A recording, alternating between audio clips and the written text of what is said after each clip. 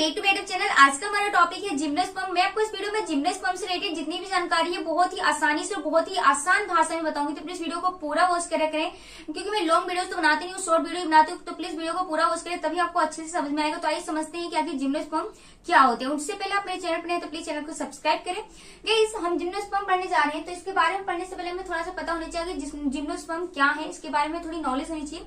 देखिए, जो जिम्नोस्पर्म होते हैं एक प्रकार के पादप होते हैं। पादप तो समझिए, पादप यानी पेड़ पौधे होते हैं, ठीक है। अब ये पादप किस प्रकार के पादप होते हैं, देखिए इनको वनस्पति जगत में रखा गया है। जब वनस्पति जगत का क्लासिफिकेशन किया गया था, जब वनस्पति जगत का वर्गीकरण किया गया था, किसने किया था? एक वैज्ञानिक थे आइकलर। जब उन्होंने वनस्पति जगत का वर्गीकरण किया तो उन्होंने दो पार्ट में डिवाइड किया था, एक तो था क्रिप्टोगेमस, एक होता है फिनेरोगेमस, ठीक है। क्रिप्टोगेमस के अंदर उन समूहों को रखा गया था जिनके अंदर बीज नहीं पाए जा रहे थे, एंड फिनेरोगेमस के अंदर उन समूहों को रखा गया जिनके अंदर बीज पाए जा रहे थे। तो फिनेरोगेमस के अंदर दो चीज आए, कौन कौन से? एक तो था हमारा जिम्नोस्पर्म एंड एंजियोस्पर्म, ठीक है। तो हम जिम्नोस्पर्म देखने वाले हैं। अब इनको जिम्नोस्पर्म क्यों कहा गया, ठीक है, तो आखिर जो इनमें बीज पाए जा रहे थे तो इनको एक ही समूह में क्यों नहीं रखा, इनको अलग अलग क्यों रखा, एक एंजियोस्पर्म एक जिम्नोस्पर्म? तो अभी हम समझ जाएंगे। देखिए, जिम्नोस्पर्म का मतलब होता है अनावृत बीजी, ठीक है। इसको हिंदी में अनावृत बीजी बोलते हैं। अब इनको अनावृत बीजी का मतलब क्या होता है, अर्थ क्या होता है? देखिए, अनावृत बीजी जो नाम है, जो सर्वप्रथम थियोफ्रेस्टस ने दिया था। थियोफ्रेस्टस तो आप जानते हो ना, थियोफ्रेस्टस वैज्ञानिक ने अनावृत बीजी नाम दिया था सर्वप्रथम इनको। या वे किस प्रकार के होते हैं? देखिए, ये जो होता है जिम्नोस्पर्म दो शब्दों से मिलकर बना होता है, एक होता है जिम्नोस, एक होता है स्पर्मा। जिम्नोस का अर्थ होता है अनावृत, अनावृत का मतलब होता है आवरण रहित, मतलब जिसपे आवरण नहीं पाया जाता। स्पर्मा का मतलब होता है बीज। इस तरह से हम कह सकते हैं कि बिना आवरण वाला बीज। तो देखिए, जो हमारे जिम्नोस्पर्म थे ये इस प्रकार के पौधे थे जिनके अंदर बीज तो पाई जा रही थी लेकिन उनके ऊपर किसी प्रकार का आवरण नहीं पाया जा रहा था, इसीलिए इनको क्या बोलते हैं? जिम्नोस्पर्म बोलते हैं, ठीक है। इनके ऊपर कोई भी आवरण नहीं पाया जाता, बिना आवरण वाले ये बीज वाले पौधे थे, ठीक है। मतलब इनके अंदर बीज तो था लेकिन आवरण नहीं था, बिना बीज बिना आवरण का बीज, ठीक है। इसका सीधा अर्थ होता है जिम्नोस्पर्म का अर्थ। तो अब आपको समझ में आ गया होगा कि आखिर फिनेरोगेमस में टू पार्ट में क्यों डिवाइड किया गया था बीज वाले पौधों को।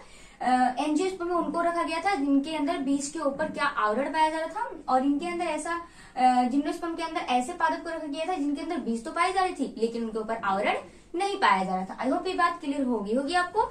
चलिए आगे पॉइंट है आपका। देखिए, जो हमारे जिम्नोस्पर्म है इनकी लगभग 900 प्रजातियां ज्ञात है, लगभग, ठीक है। चलिए नेक्स्ट पॉइंट है कि यह पूरे विश्व में पाए जाते हैं, मतलब ये पूरे विश्व में पाए जाते हैं हमारे जिम्नोस्पर्म, ठीक है। चलिए नेक्स्ट बात करते हैं। अगर इनकी लक्षण की बात बताऊं, जिम्नोस्पर्म के पहचानने का, कि मतलब कैसे पहचान सकते हैं इन पादपों को, तो देखिए इनके जो लक्षण होते हैं, इनका जो मुख्य पादप शरीर होता है वो बीजाणुविद होता है और विभेदित संरचना होती है। देखिए, इनका मुख्य पादप शरीर जो होता है, पादप काय जो होता है, इनका जो पादप काय है वो कैसा होता है? बीजाणुविद होता है, ठीक है। बीजाणुविद कैसा होता है? डिप्लॉइड होता है, यानी कि हमारा द्विगुणित होता है, ठीक है। और विभेदित संरचना का मतलब है कि इनका जो शरीर है, पादप का है, वो बटा हुआ है किसमें? जड़ में, तने में, पत्तियों में, ठीक है। विभेदित हुआ है ना, थैलस नहीं है, विभेदित है। जैसे कि जड़ है उसमें तने भी पाए जा रहे, मूल भी पाए जा रही, तो ऐसी संरचना होती है इनका, किसका? जिम्नोस्पर्म का, ठीक है। चलिए नेक्स्ट बात करते हैं। देखिए, बोला है ना, मूल में, पण में, तनों में क्या होता है? विभेदित होता है। विभेदित का मतलब यही होता है, ठीक है। अब चलिए नेक्स्ट बात करते हैं। अब इनके तने की अगर मैं बात करूं तो इनका तना जो होता है, देखिए कुछ तने जो होते हैं इसके झाड़ियों के रूप में हमें देखने को मिल जाते हैं, लेकिन अधिकतर जो होते हैं वो वृक्षों के रूप में भी हमें देखने को मिलते हैं, क्योंकि वृक्ष में ही ये ज्यादातर हमें देखने को मिलते हैं, लेकिन कुछ झाड़ियों में भी हमें देखने के इनके तने मिल जाते हैं, ठीक है। चलिए अब बात करते हैं। इनका जो तना होता है वो दो प्रकार से होता है, एक तो होता है शाखित, एक होता है अशाखित, ठीक है। एग्जाम्पल आप याद रखना, इनके तने में जिसमें शाखित पाया जाता है वो होता है हमारा पाइनस, जिसमें अशाखित होता है वो होता है हमारा साइकस, ठीक है। ये आप याद रखना। अब बात करते हैं इसके सामान्य पण की। इनके सामान्य पण सुई के समान वे छोटी होती है। देखिए, इनकी जो सामान्य पत्तियां होती है ना, किसकी? जिम्नोस्पर्म की, वो पत्तियां कैसे होती है? सुई के समान होती है, मतलब नुकीली होती है, सुई के समान, थोड़ी सी चोक सी होती है ना, और ये छोटी होती है इनकी पत्तियां। अब ऐसा क्यों होता है? आखिर ये नुकीली कैसे हो जाती है एंड ये छोटी क्यों होती है? देखिए, वो इसलिए क्योंकि इनको वाष्पोत्सर्जन कम करना होता है। वाष्पोत्सर्जन क्यों कम करना होगा? देखिए क्या बोला है कि इनके पर्णों पर, पर्ण मतलब पत्तियों पर, इनकी पत्तियों पर मोम की परत चढ़ जाती है। जिसकी वजह से ये पत्तियां नुकीली हो जाती है और इसको हम क्यूटिकल बोलते हैं। इस मोम की परत चढ़ जाती है उसको हम क्या बोलते हैं, क्यूटिकल की परत चढ़ जाती है। ठीक है, तो इन पत्तियों के ऊपर जो हमारी जिम्नोस्पर्म, इनकी पत्तियों के ऊपर क्या होती है, पत्तियां छोटी तो होती है लेकिन इनके ऊपर मोम की परत से चढ़ जाती है और जिसे हम क्यूटिकल कहते हैं, जिससे क्या हो, वाष्पोत्सर्जन की दर को कम किया जा सके। देखिए ये जो हमारे जिम्नोस्पर्म होते हैं ये अधिकतर ऐसे क्षेत्रों में पाए जाते हैं जहां पर पानी की मात्रा कम होती है। ठीक है, अब वहां पर मान लीजिए पानी की मात्रा पहले से ही कम है, इनके अंदर पानी की मात्रा पहले से ही कम है और उसमें भी अगर वाष्पोत्सर्जन अधिक हो जाएगा तो क्या होगा, पानी की कमी नहीं हो जाएगी। तो ये क्या करेंगे, पानी को बचाने के लिए, वाष्पोत्सर्जन को कम करने के लिए इनके ऊपर क्या होता है, इनकी जो पत्तियां, उनकी पत्तियों के जो रंध्र होते हैं, ठीक है, उन रंध्रों को, जिससे वाष्पोत्सर्जन होता है, उन रंध्रों को ढकने के लिए इनके ऊपर एक मोम की परत चढ़ जाती है जिसको क्यूटिकल बोलते हैं। ठीक है, आई होप आपको समझ में आ गया होगा यहाँ से। ठीक है, ऐसे क्षेत्रों में पाए जाते हैं जहां पर पानी की मात्रा कम होती है। तो मैंने आपको सारा बता दिया है कि इनकी सामान्य पर सुई के समान होती है, नुकीली और छोटी होती है और इनके पत्तियों पर जो होती है मोम की परत चढ़ जाती है, जिसको क्यूटिकल बोलते हैं। किस लिए, जिससे कि वाष्पोत्सर्जन की दर को कम किया जा सके। ये ऐसे क्षेत्रों में पाए जाते हैं जहाँ पानी की मात्रा कम होती है। ठीक है, चलिए नेक्स्ट बात करते हैं। अब देखिए आपके मन में एक ख्याल आ रहा होगा, जब इनके रंध्र बंद हो जाएंगे, वाष्पोत्सर्जन की पूरी तरह से बंद कर दिया जाएगा, जब इस तरीके से बंद हो जाएगा तो इनके अंदर गैसों का आदान प्रदान कैसे होता होगा। तो देखिए ये जो हमारे वाष्पोत्सर्जन के लिए इनके रंध्र बंद तो हो जाते हैं लेकिन कुछ और रंध्र होते हैं छोटे छोटे, इनसे बहुत छोटे रंध्र, जिससे कि बहुत ही कम मात्रा में गैसों का आदान प्रदान हो जाता है।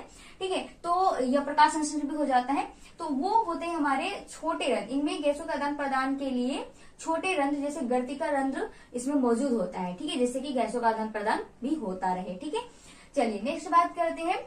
इनमें सहजीवी संबंध पाया जाता है। अब देखिए जिम्नोस्पर्म में सहजीवी संबंध का क्या मतलब है। देखिए सहजीवी, सबसे पहले तो आपको पता होना चाहिए कि सहजीवी संबंध क्या होता है। देखिए सहजीवी संबंध हम ऐसे संबंध को बोलते हैं जिसमें एक जीव दूसरे जीव को क्या कह रहा हो, लाभ पहुंचा रहा हो। ठीक है, देखिए सपोज दैट कि मैं आपके घर पर रूम लेके रह रही हूँ, ठीक है, ऐसे समझ लो।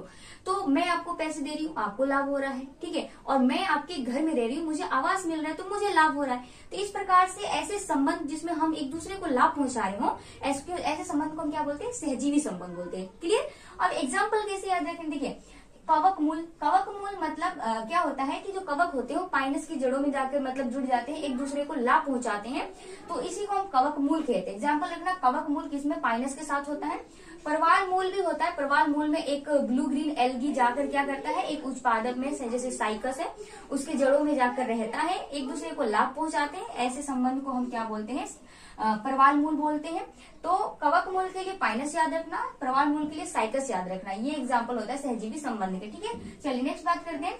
ये विषम बीजाणु होते हैं। विषम बीजाणु का मतलब है कि इनके अंदर जो स्पोर्स पाए जाते हैं, जो बीजाणु पाई जाती हैं, वो कैसी होती है, विषम होती है, मतलब अलग आकार और आकृति में अलग होती है, एक जैसे नहीं होते, आइसोगेमेट नहीं होते हैं, अनआइसोगेमेट होते हैं ना, मतलब अलग अलग होते हैं, इसीलिए इनको हम विषम बीजाणु बोलते हैं। ठीक है, चलिए नेक्स्ट। अभी तो उनकी लाइफ साइकिल के बारे में, यहाँ पर मैंने लाइफ साइकिल के बारे में कुछ ज्यादा नहीं बताया है क्योंकि ये बोर्ड थोड़ा सा छोटा है। मैं नेक्स्ट लेक्चर में आपको इसके जो लाइफ साइकिल है with structure Hindi and English करके आपको बहुत ही अच्छे से समझा दूंगी, तो प्लीज उसके लिए मेरे चैनल को सब्सक्राइब करना।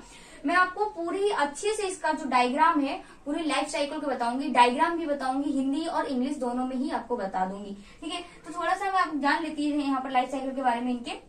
देखिए इनका जो फीमेल प्लांट होता है, जो फीमेल प्लांट होता है, इस फीमेल प्लांट के ऊपर जो मतलब फीमेल पादप होता है, उस पादप पर पाया जाता है मेगा स्पोरोफिल, यानी कि हम इसको बोलते हैं गुरु बीजाणु पण। अब उस गुरु बीजाणु पण यानी गुरु बीजाणु पत्तियां, ठीक है, गुरु बीजाणु पण पे मिलता है मेगा स्पोरोंजियम यानी कि गुरु बीजाणु धानी मिलता है। ठीक है, उस गुरु बीजाणु धानी में मतलब उस गुरु बीजाणु धानी में गुरु बीजाणु मात्र कोशिकाएं मिलती है, जो आगे चल के क्या होता है कि फंक्शनल मेगा स्पोर बनता है। फंक्शनल मेगा स्पोर से आर्चिगोनियम का निर्माण होता है। आर्चिगोनियम प्लांट के मेल प्लांट में बात करूं, मेल प्लांट में मेल कोन होता है, उस मेल कोन पर पाया जाता है माइक्रोस्पोरोफिल यानी कि लघु बीजाणु पण। उस लघु बीजाणु पण पे पाया जाता है माइक्रोस्पोरोंजियम यानी कि लघु बीजाणु धानी। उस लघु बीजाणु धानी में क्या मिलेंगे, लघु बीजाणु मात्र कोशिकाएं, वो आगे चल के क्या करेंगे, पोलन ग्रेन का निर्माण करते हैं। फिर ये दोनों आपस में क्या करेंगे, फर्टिलाइज होंगे, फिर आगे चल के जाइगोट बनता है, फिर एम्ब्रियो बनता है, वापस एक प्लांट बन जाता है। तो लाइफ साइकिल में यहाँ पर आपको नहीं बता रही हूँ, मैंने बस थोड़ा सा ऐसे ही बता दिया था। आपको लाइफ साइकिल के बारे में मैं डिटेल में नेक्स्ट वीडियो बताऊंगी। एंड उससे पहले आप मेरे चैनल पर चैनल को सब्सक्राइब करें।